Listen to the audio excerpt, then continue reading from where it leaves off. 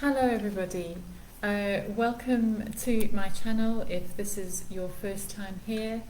My name is Christiana Davidson and I'm a psychotherapist and a hypnotherapist. I'm very grateful to be, I know I often say that, but I really do mean it. I feel very blessed to be able to do this work, and also for this medium of Facebook and YouTube, you know, to share some of my views on things and how I work with people. It's one of the great gifts of our modern world, and it is changing psychotherapy too, I believe. You know, everything we do now is online, even hypnotherapy, psychotherapy, we do it all online.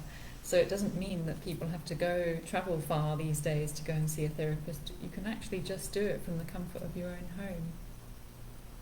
Anyway, the topic for today is toxic masculinity and toxic femininity as a result of coming from a dysfunctional, narcissistic family system. And I do believe it comes from there. So let's dive straight in. Dysfunctional families, narcissistic family systems are all about hiding their dysfunction. They're all about putting on a show, a public show, an acceptable public show. And it's also the same when it comes to masculinity and femininity.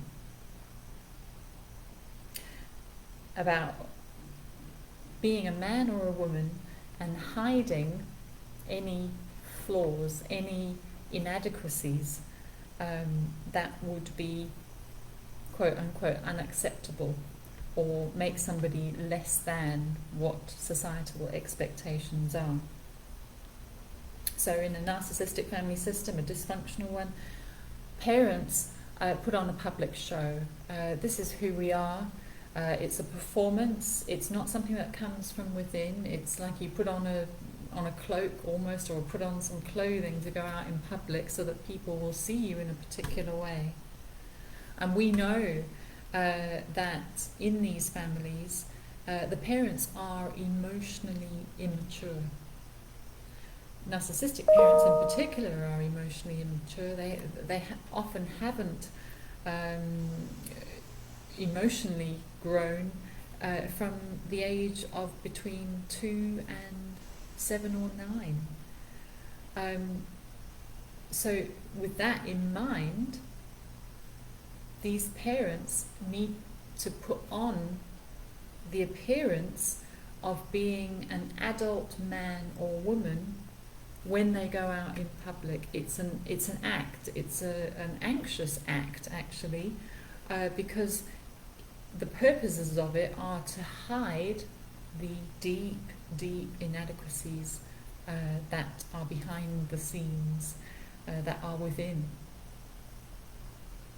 So children in these families then, they come to learn that being a man or a woman is something that you have to put on, that it is a performance, and in order to know how to perform, it's not something that you go within to find, it's something that you look out there to and say, okay, what are they doing? What is it to be a man? What is it to be a woman? What do I need to put on in order to show everybody that I am adequate, that I am, I do fit in, I am acceptable as a man or a woman. So it's already, you can see there's almost like a disconnect that needs to take place in order to adopt an image, as opposed to what would be the healthy way, and that is to embody your authentic self, be that man or woman, in whatever way that feels authentic to you, and to express it, to allow the authentic you as a man or a woman, in whatever way, masculinity, femininity, to allow that to emerge and for you to express who you are in the world, as opposed to suppressing, depressing, and then trying to impress by being what others' expectations are, by trying to hide, like these family systems do, the dysfunction, the inadequacies that are the reality. And this is really part of, this is real healing work here. Part of the breaking of this narcissistic, dysfunctional, multi-generational system is to stop trying to hide so-called inadequacies. It's actually about starting to embrace areas of ourselves that we feel are vulnerable or are not acceptable, and to start owning them and claiming them as your own. That these things don't make you less than, but rather they are a part of the wonderful story of you. Nobody is perfect, and that's what narcissism really is all about, is perfectionism, keeping up this perfect image, because if there are any vulnerabilities, those are unacceptable and they make you less than. But that's not true. They make you equal to. Our vulnerable parts, our inadequate parts, don't make us less than, they make us human. And that's something to really begin allowing ourselves to have, both strengths and both weaknesses. That's part of being a human being. And that's why I love the work I do with clients. At a particular point in the program, towards the end, we start to look at the shadow self.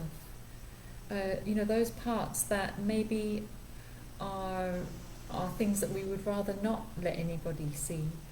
And often these come to us via other people in our lives. The parts that we reject in others are the parts that we believe are inadequate in us. And it's important then to embrace these parts of ourselves that we haven't accepted, by accepting them in others. So how does this pertain to toxic masculinity and toxic femininity? Well, children of these types of parents, it's my pleasure, Mandy. Please share anything that resonates with you. So children of these parents are cast in a role of supporting their parents' performance in public, being the perfect boy, girl, perfect successful child. And they're also taught that being a man or woman is something that means following societal expectations and living up to this kind of external image that will make them and the family look successful on the outside. It sounds exhausting just talking about it.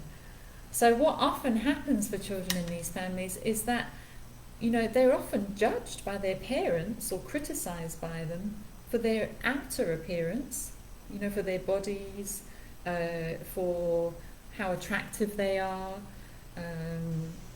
or their academic skills. What job do you have, or what's the level of it? Are you the CEO, or are you just the the admin person, or their academic skills? Are they super intelligent? They'll be judged for these external sort of success markers by their parents, but criticized also if they don't live up to them.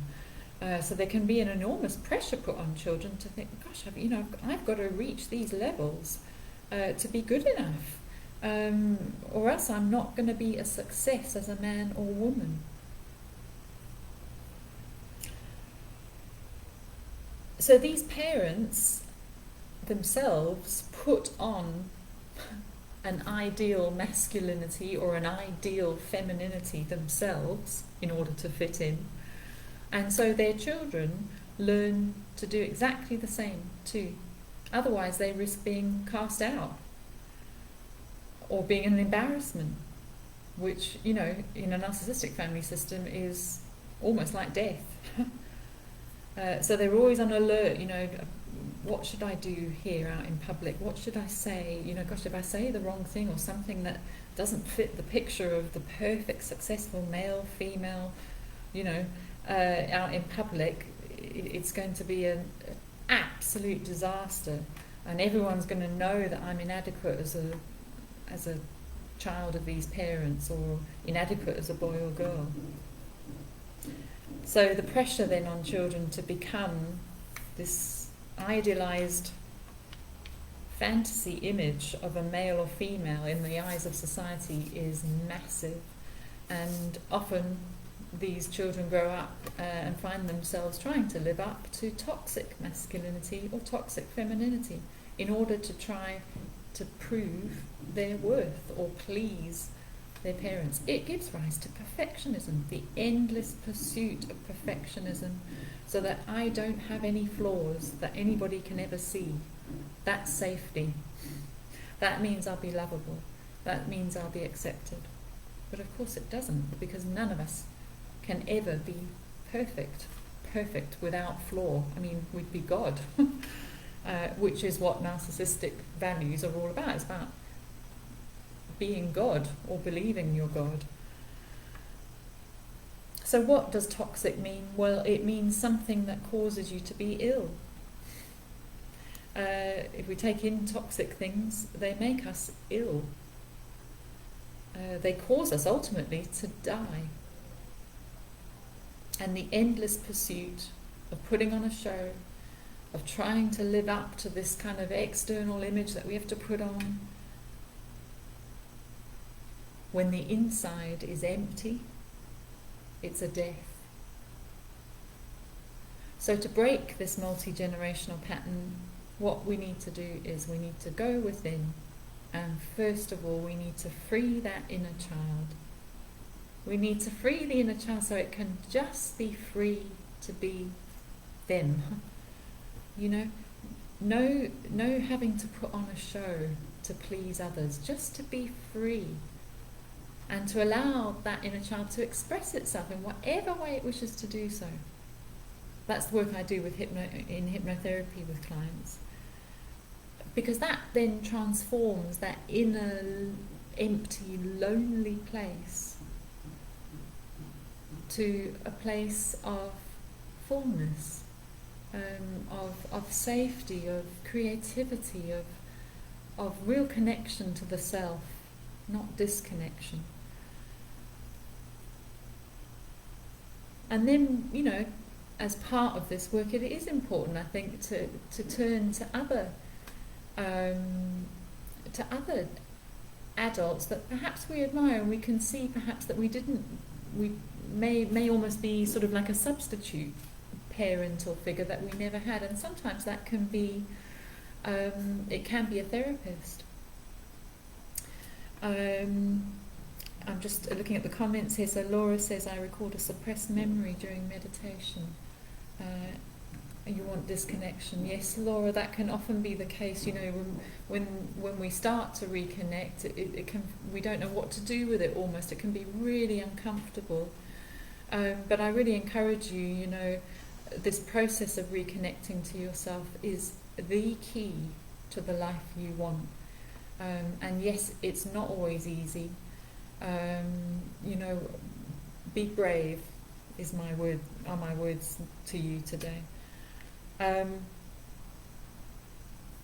So yeah, we need to actually seek other adults that we feel safe with, who can actually teach us the skills and help us to grow up, you know, from that scared little child who was abandoned and alone, to learn the skills needed to navigate the world and relationships, and, you know, to discover what it means to belong as a male or a female, or, you know, whatever your orientation is, to discover where you belong, and where you feel you can most express your authentic self. So we must embark on a journey to get to know ourselves first, and then to express ourselves from within instead of putting on some way of being that we've been told is what it should be. So no longer hiding our inadequacies, but rather embracing them and allowing yourself to be perfectly imperfect, as they say. Knowing that everybody has strengths and weaknesses and that we're all a work in progress in some ways. And when I say work in progress, I mean we're all getting to know ourselves more and more. We're not trying to reach some endless expectation of who we should be in order to be successful. No, this journey is one of coming to know who you are, and that is with strengths and weaknesses, and that's what makes each one of us human, and this is what will break the narcissistic family system, is that embracing of you, beautiful, wonderful you, the unique gift that you are to this world. And when you're able to embrace your so-called flaws or inadequacies, my goodness, others are able to do the same when they're with you. It gives them the freedom to do so too. So I really encourage you, if any of this resonates with you and you'd like to do some deep inner work with me, book in using my Calendly link. I'm here for you. This is a very different way of working in hypnotherapy, in psychotherapy. It uses I use hypnotherapy, and it's a short-lived program, 11 weeks, but it is thorough, and you will have tools you need to grow yourself up going forward once the therapy is finished too. So that is key, that growing ourselves up. Okay, everybody, thank you so much for everyone who's watching live. Thank you, Mandy. Thank you, Laura. And if you have any comments, please do share them. And I always try to respond to all of the comments on my YouTube channel. So thank you, everybody. Take care and see you soon.